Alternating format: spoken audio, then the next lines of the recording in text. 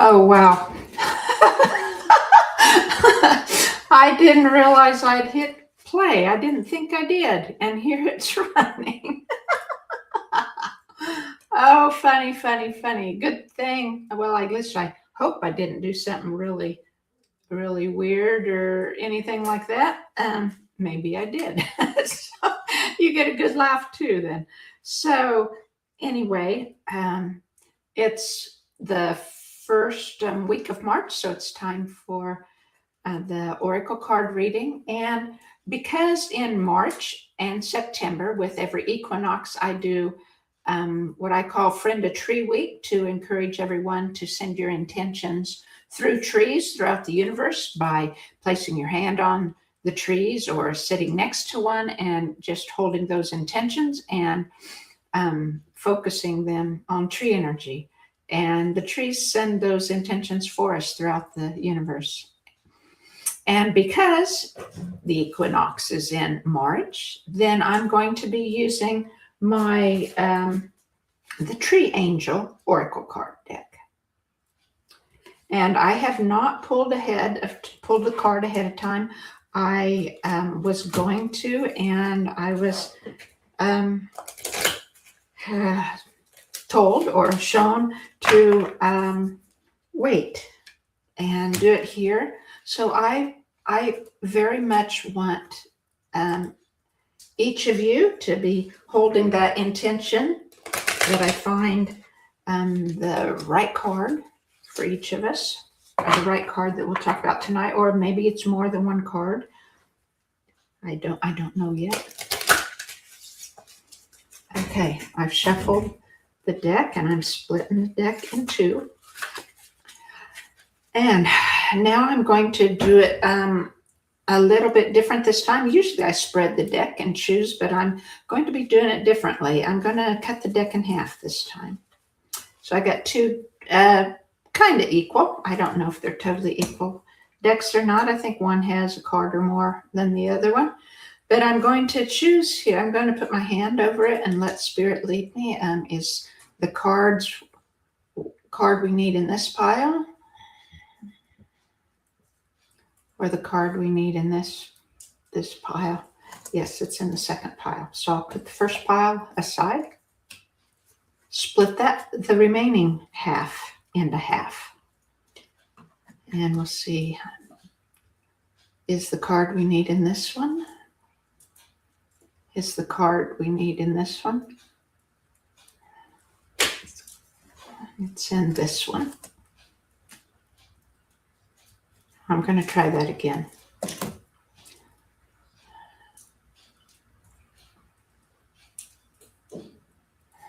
Okay, yep, I was right. And then we'll split this in half. And is the card we need in this one? Is the card we need? It's in that one. I didn't need to finish my sentence. And 4 cards left. We'll split them in half. And is the card I need here? Is the card I need here? No. You can feel it in your body. I feel it in my body, like it's a smile or a feeling like yes, or of expansion of some kind, or ease, or a knowing. The other part, that when you hold your hand over the one that your card is not in, then it just doesn't feel that way. It's a little resistance or just complete blah, things like that. So you could try it. I'm obviously not an expert, but I try to follow Spirit all the time, and including with cards, because I've had people tell me that I'm a natural at it, well, and that I should practice it. And so it doesn't feel natural to me yet, but I'm practicing. And you can learn as I do. Is it this one? Don't think so. It's this one. Okay, our card for so far tonight is the walnut. And I don't know about you, but the walnut is very common around here. We have English walnuts and black walnuts, and I use them for medicinals. It's a real good antifungal, antiparasitical. But let's look at the card. Okay, before I read, I always like to look at the card and let Spirit show me what is there. And so I'm going to turn it toward me here.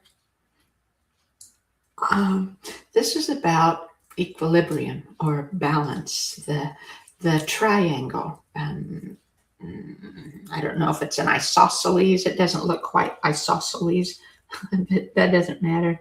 I can't remember what the triangle's called where the point's a 90-degree angle. Looks like that. The top is at our crown and our hands for guidance and serving, for giving, receiving. And it crosses at our heart chakra. And is there anything else?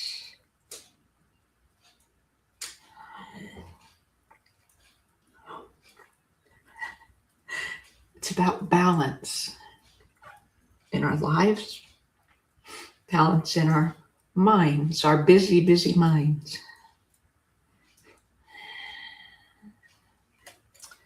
And I don't know, this week with the eclipse energies, I know they had me kind of emotional and kind of mixed up, and that with the fire horse energy of kind of pushing and going faster than I wanted, things happening faster, or feeling like I needed to act, but I didn't know what to do. And that was kind of my energy on Monday this week. It was just kind of an out of sorts day. And on Tuesday, then I realized what was going on and what my feeling was and what needed to release. And I was able to release it, and immediately it was good. So this is about the walnut, about balance, equilibrium. And I know my issue this week kind of was about that balance in my life and about knowing that balance and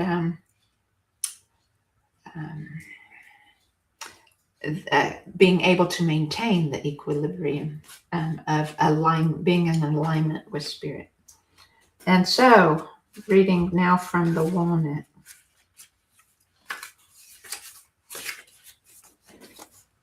I have my light over here so I can read better. Walnut is one of the Earth's ancient mothers because of her nourishment it provides. Of course, the walnut nourishes us in a material sense through its fruit, but its spiritual gift is wisdom. Coming into accord with the walnut angel strengthens our foresight, understanding, sensitivity, and ability to emphasize. This creates a healthy foundation for our powers of judgment and sense of justice. With the help of walnut, we drew the right conclusions from our experiences, attaining a mature and deep understanding of life and its governing principles. Since time immemorial, the gentle power of walnut has been honored for its contribution to our spiritual development. Without the walnut, we act in a superficial, hasty, and short-sighted manner. Ignorance and coarseness gain the upper hand, which quickly leads to misunderstanding and injustice, and often to ourselves. The injustice to ourselves and not being in that balance and that centered equilibrium with Spirit, hearing Spirit and following and acting on that. All too often, this results in needless confrontation, quarreling, and conflict. And the little oracle verse says, wait and watch, listen and learn. No judgment, no action.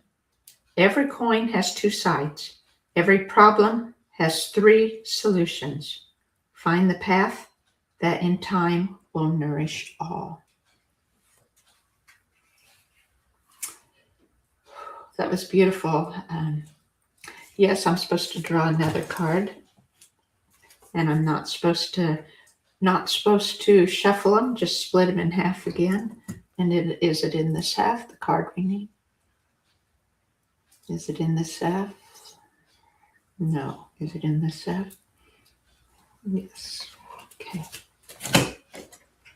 Split that in half. I mean, keep seeing the halves that I do. Is it in this one? Yes. Is it in this one? No. Here we go. Split that in half, and I'll do the right-hand side here. Is it this one? No. Is it this one? Yes. And we have 4 cards left. Is it this one? No. Is it this one? Yes. And 2 cards. Here we go. Is this the card we need tonight? Yes. Is this card? No. I don't know if you can see the difference in my face as I'm trying energy and yes energy versus no energy. The aspen. Oh, this is really cool looking. I don't know if you can see it. If you look closely, you can see the tree angel up toward the top of the tree holding a leaf. And you can see his foot is way down here. And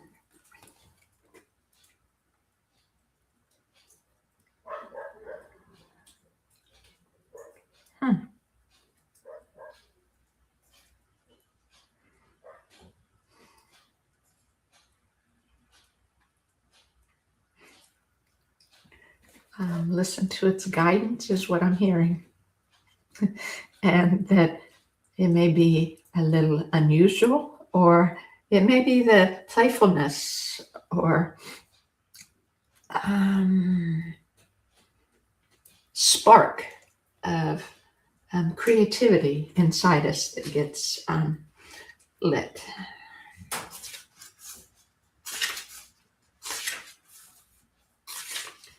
The aspen. Aspen is a spiritual warrior. Its medicine makes our enemies tremble. Of course, we tremble too, but just like the aspen, not out of fear, but from uncontrollable laughter.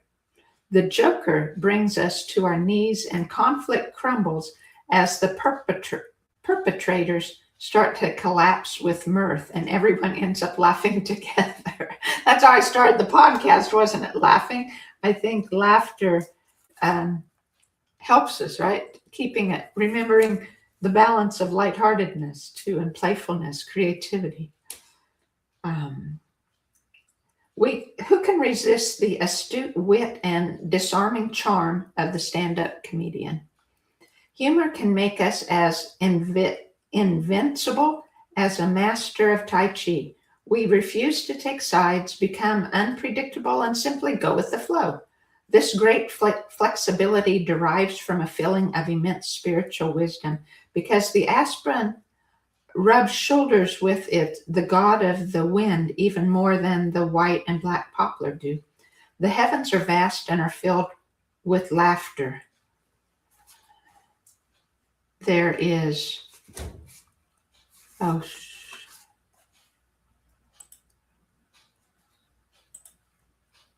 good. I got thinking, oh no, I'm using the wrong speaker, but thankfully, I will just laugh and go on with this. Thankfully not. Thankfully it was the right speaker. Humor can make us as invincible as a master of Tai Chi. We refuse to take sides, become unpredictable, and simply go with the flow. This great flexibility derives from a feeling of immense spiritual freedom, because the aspen rubs shoulders with the god of the wind even more than the white and black poplar do. The heavens are vast and are filled with laughter.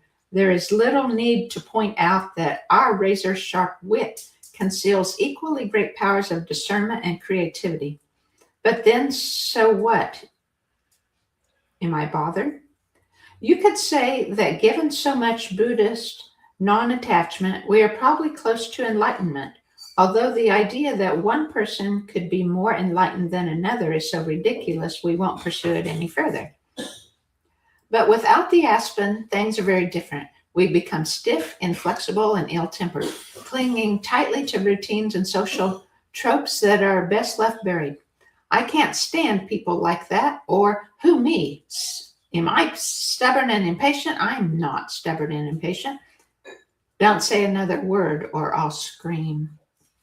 And this is guidance for the fire horse energy for this month, because it's about that pushing, about feeling the need for speed, about things maybe feeling like they're going too fast and you can't do anything and you want to hold on tight. And the reminder to enjoy the ride and go with the flow, to have that when you have that equilibrium inside and listen to your spirit, you can relax and go with the flow and take life as it comes in creativity and playfulness. And I'm supposed to do one more card. This time I'm supposed to, no, I'm not supposed to shuffle. I'm just supposed to take the top card. And this is the linden tree. I'd have to say this is my second favorite tree in all the world. My first favorite is the cottonwood, because the farm I grew up in was covered with giant cottonwood trees, and many still stand, several still stand. Many have died. They're very old there on the farm. But here where I live now, we have linden trees, and they're beautiful and abundant and full of bees every summer as it flowers and blooms, and covered with thousands and thousands of bees. And I hold the tree every morning, and it gives me great wisdom and peace. And so we'll read about the linden tree as our last card here for the month of March. The angel of linden. Oh, wait, I forgot to look at the card.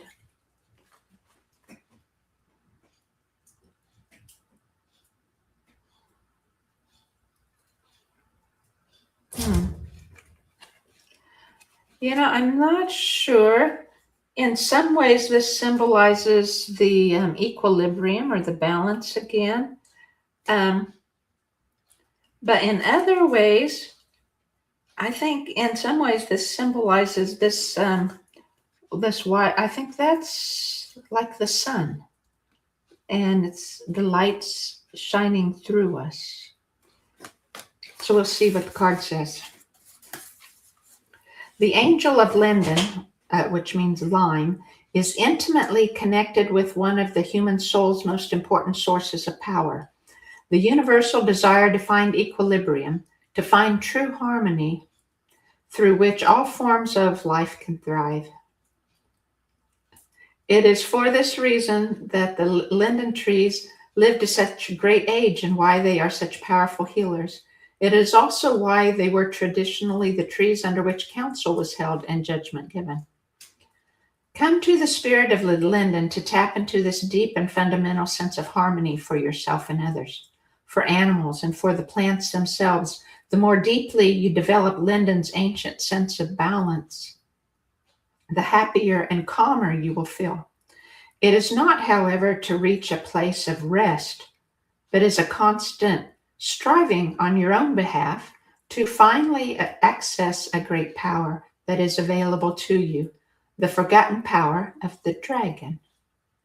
Dragons are symbols of the living energy of the earth, and their blood, the invincible river of creation itself. Oh, this is beautiful. The linden card is tying together the balance and equilibrium of the walnut with the creativity of the aspen. The power of the angelic linden stands for social justice, dignified and humanitarian aims, and the impetus behind charitable work. The power of linden is too fundamental to the earth to disappear from it altogether. If the linden had not stepped out of the Garden Eden into the dense matter of creation, the earth would not have survived for long. The sacred groves of linden trees were not just destroyed historically in the physical world, but even more tragically, are often destroyed within ourselves. And without a vibrant connection to our own inner temple of healing and forgiveness, the most terrible horrors can have been inflicted upon the world. The picture with regard to ourselves is no prettier either. Prejudice, conflict, abuse of all kinds, and heartlessness, all within us, which can manifest in the physical body as fatigue and chronic illness. And there we have our guidance for the month of March. To be in balanced equilibrium, hearing your spirit, being creative, taking time to have fun, helping taking care of others and the earth as being medicine for all, and most importantly, medicine for yourself, and listening to spirit and being that balance and creativity. And so, thank you. I'm sorry the podcast here was a little disjointed, but it was playful and creative and goes right along with the cards there. So thank you so much. Best of, not luck, but best of going with the flow, best wishes, best love and light to you all through the month of March. Bye-bye.